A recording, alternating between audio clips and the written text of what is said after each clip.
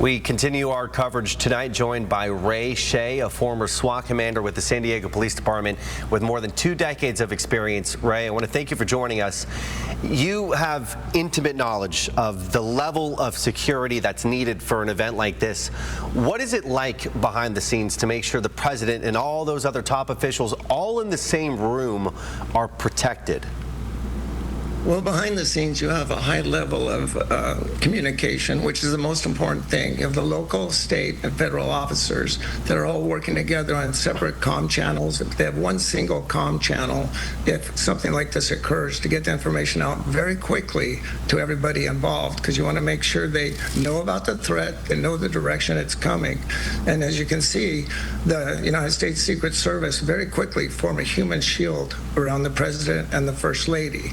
And then they move them out of the area, and you can see the tactical officers, and a lot of those are counterattack teams, and they're well trained, and they've rehearsed this many times. They know all the exits, they know where to take them, the president or the dignitaries. And you also notice that they then quickly get everyone else out, because you don't know if it's a multi-level attack. Is this just the first start of it, or is there going to be multiple ones?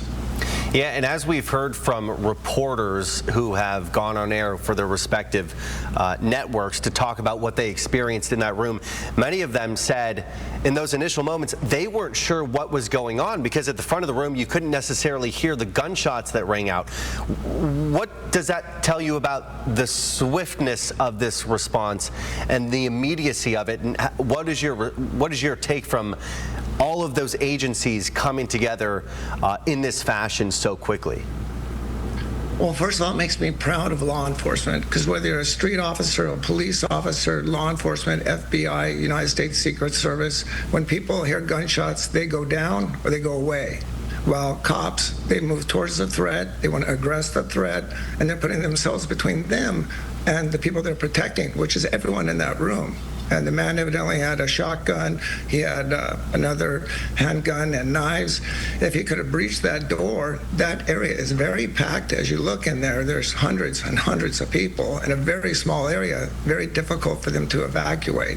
But you can see that the United States Secret Service and also the protection details force their way in to get their people out, because you need to get those people you're protecting out and to a safe location. So the speed that they did it, and that the way communicated, worked together, you can see no one's panicked. You know, you have the people with the tactical weapons up, and they're doing their job, and very calm, professional, and a very high level of great work. Yeah, and by now, and at the top of the show, we showed the video, the security camera footage of that suspected shooter kind of charging past that first security checkpoint.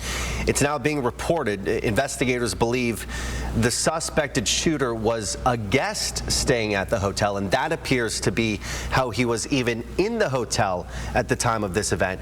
Is that a sign that there are some things that you just can't prepare for? Well, you can prepare for that by not having him there. You can establish a deeper perimeter, and I think the president mentioned that he wanted to establish the place that the White House would have secure perimeter all the way around. But it's very difficult when you have hotel guests showing up and talking to people, and you're trying to protect a dignitary or someone there, because how do you keep them separate? And he actually got fairly close to that room, which is the Secret Service and all law enforcement is going to look at closely and say, how could we have done better? Why did he get that close? Because what if he did have a bomb or something? So there's a lot they're going to be looking at to make sure that we learn from this. And that's one thing great about law enforcement is you look back and you call a hot wash. You talk about what happened, how can we do better, and then over the days to follow, you're going to see a lot of those tactical teams looking at every aspect to see how they could have done better. Yeah, this investigation just getting underway, but Ray, thank you for helping us understand what's happening right here, right now in the early stages. Appreciate it.